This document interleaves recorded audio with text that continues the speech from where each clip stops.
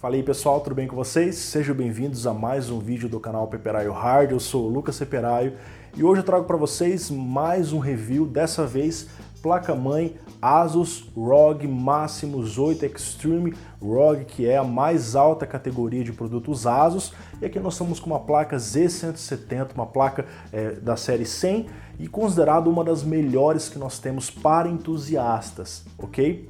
Nós sabemos que muitos gamers optam por placas de entrada, placas intermediárias, um pouco mais baratas, mas existe um grupo que quer o melhor possível, que quer tecnologia de ponta, que quer desempenho ao máximo e não se importa em pagar mais por isso. E essa é a solução da Asus para esse público. Ela também tem soluções para outros públicos e eu vou mostrar para vocês outras placas, inclusive placas de entrada que eu já estou aqui, ok? Então vamos lá, vamos conhecer a Maximus 8 Extreme. Eu vou fazer testes, vou mostrar os acessórios, nós vamos conhecer aqui os seus principais recursos e é isso aí, bora lá! A caixa da placa-mãe é bem parecida com as caixas de modelos anteriores, com uma alça na parte superior para facilitar o transporte e uma aba para visualização rápida do produto e do acessório OCPNO 2.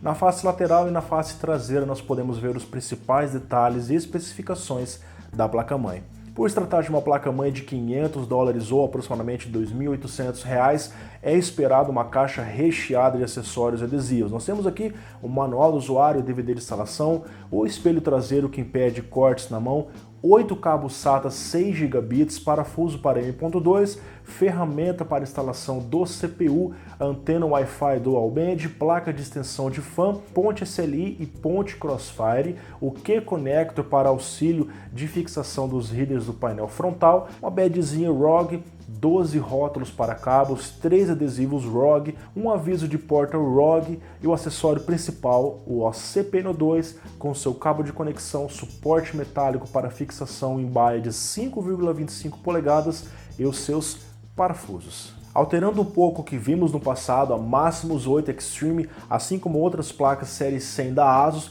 se afastou do vermelho e preto característico da marca e adotou uma combinação cinza e preta com pequenos detalhes em vermelho, como os adesivos sob a carenagem do painel traseiro.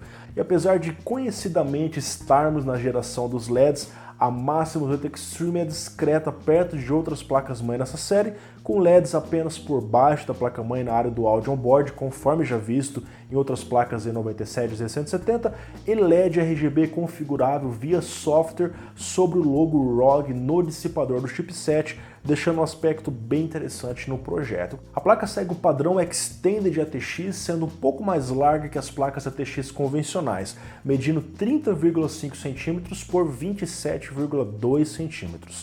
Como se trata de um projeto especial para overclockers, vamos focar inicialmente nos recursos destinados a esta área.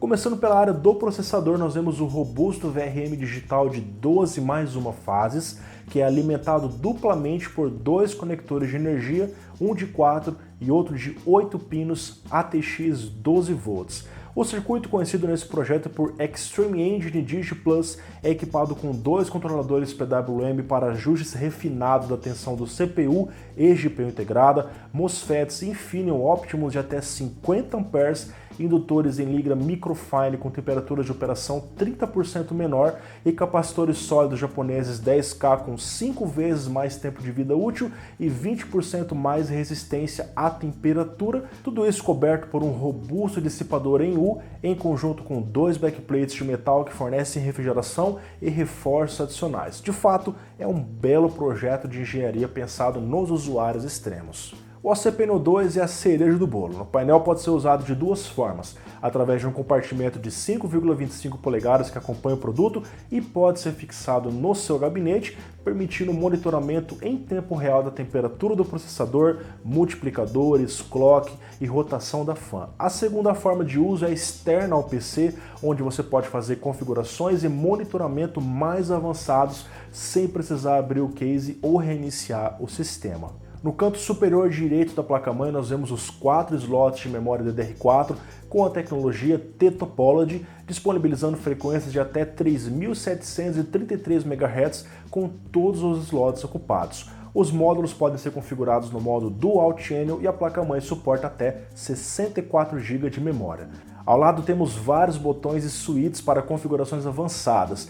O Start, Reset e LED Debugger são figuras carimbadas em várias placas-mãe ASUS, assim como o Main OK, que configura corretamente novos módulos de memória a fim de evitar problemas na inicialização.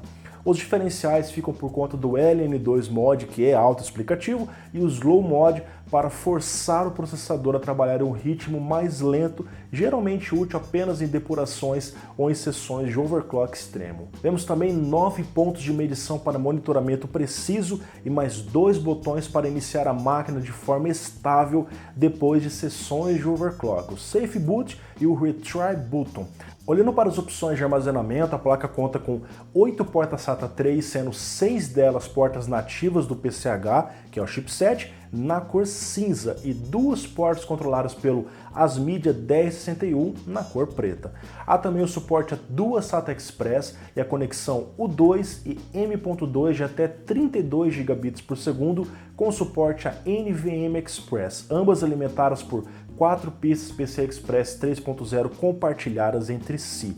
A conexão M.2 permite 4 tipos de dispositivos, o 2242, 2260, 2280 e o 22110, operando no modo SATA ou modo PCI Express. Na parte inferior da placa-mãe, além das conexões tradicionais como headers frontais, USBs e chassi fan, vemos 2 switches bem interessantes. Um é o BIOS Switch, que facilmente alterna entre as 2 BIOS presentes na placa, e o segundo é o SLI CFX Switch, que conforme é pressionado, acende um LED nos slots mais indicados para SLI, Crossfire, 2-Way, 3-Way e 4-Way. Ao todo são 6 slots PCI Express e apesar de 4 deles serem fisicamente x16, apenas o primeiro é de fato eletricamente x16 e opera no modo PCI Express 3.0 x16, sendo mais indicado para uma única placa de vídeo. O segundo slot x16 opera apenas no modo X4, enquanto que o terceiro slot x16 trabalha no modo X8 ou X4, dependendo da combinação. E por fim, o último slot x16 opera apenas no modo X4 3.0 e é roteado a partir do chipset, assim como os slots X1 da cor preta. Como o SLI não funciona no modo X4 e devido à falta de PLX que permitiria o 3-Way e o 4-Way SLI, a placa suporta apenas o 2-Way SLI por parte da NVIDIA ou 4-Way Crossfire por parte da AMD ou Quad GPU, no caso de usar 2 placas com 2 GPUs cada. Ao lado esquerdo nós vemos o nada modesto sistema de áudio integrado Supreme FX, equipado com capacitores de áudio Nichicon japoneses, 2 amplificadores on-board, o tradicional codec de áudio Realtek ALC1150 e tecnologias de isolamento a fim de minimizar a interferência.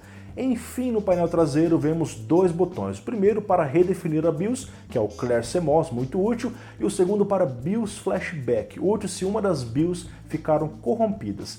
É interessante notar que a ASUS optou por não colocar nenhuma USB 2.0, ao invés disso, colocou mais 2 USBs 3.1, identificadas pela cor vermelha, controladas pelo chip ASMedia ASM1142. Sendo ao todo 4 USBs 3.1 se considerarmos a conexão reversível abaixo da última USB 3.1. Também temos 4 USBs 3.0 no painel traseiro, identificados pela cor azul, além de mais 2 headers USB 3.0 na placa-mãe, um para cima e outro em ângulo reto, possibilitando mais 4 saídas USBs 3.0. Vemos também o ASUS Wi-Fi Go 3T-TR Dual Band, que permite até 1300 megabits por segundo, 2 saídas de vídeo on-board, sendo uma DisplayPort 1.2 e uma HDMI 1.4B, a rede Gigabit 1219V, uma porta PS2 combinada e os conectores de áudio. Para finalizar, a ASUS também se preocupou com a proteção dos componentes e trouxe para a placa diversos sistemas de proteção, como por exemplo um fusível adicional para as DRAMs que protege os slots contra sobrecarga e curto-circuito. Além disso, nós temos também a tecnologia SD Guards, que protege as portas LAN, USB, PS2 e áudio contra eletroestática, além do provisionamento de energia estável nas portas USBs através da tecnologia True Volt USB. A UFBIOS da ASUS Maximus 8 Extreme é bem parecida com a que vimos anteriormente na Maximus 8 Ranger, com a diferença de algumas características exclusivas dessa placa. Logo, usuários que já usaram placas ASUS anteriores já estarão bem familiarizados por aqui. A primeira tela é o modo EZ, que mostra as informações e ajustes básicos, e alternando para o modo avançado com o F7, nós temos acesso às mesmas funções e outras mais organizadas em menus e submenus. O menu que mais se destaca é o Extreme Tweaker, que é bem sugestivo e reúne todas as configurações avançadas para overclock. Nele é possível escolher perfis pré-definidos, ativar o XMP, modificar parâmetros do processador, memórias, VRM, chipset e etc. A ASUS traz sua completa suíte de softwares, parte deles sendo envelopado sob o tema ROG vermelho e preto. O centro de outros vários aplicativos é o AI Suite 3, que utiliza a tecnologia chamada Dual Intelligent Processor 5. São dois processadores presentes na placa-mãe, o TPU e o EPU, responsáveis por ajustes automáticos de overclock no processador, VRM e economia de energia. Nós temos ainda o RAM Cache e o RAM Disk, que é a dobradinha da ASUS para gerenciamento de cache e discos de RAM, o ASUS Aura, que permite o gerenciamento da iluminação na placa-mãe, nesse caso apenas na logomarca ROG sob o chipset, e pensando especialmente nos jogadores, o Game First 4 permite o controle de banda e configuração de priorização de rede. Além dele, nós temos o ASUS Keyboard 2, que é utilitário para quem não pretende comprar um teclado que tenha macro, mas ainda assim quer fazer macro via software. Finalizando, nós temos o Supreme FX e Sonic Studio 2, onde é possível configurar diversos recursos relacionados ao áudio integrado, como equalização, reverberação, microfone e etc. Vamos agora aos testes de desempenho da Maximus 8 Extreme.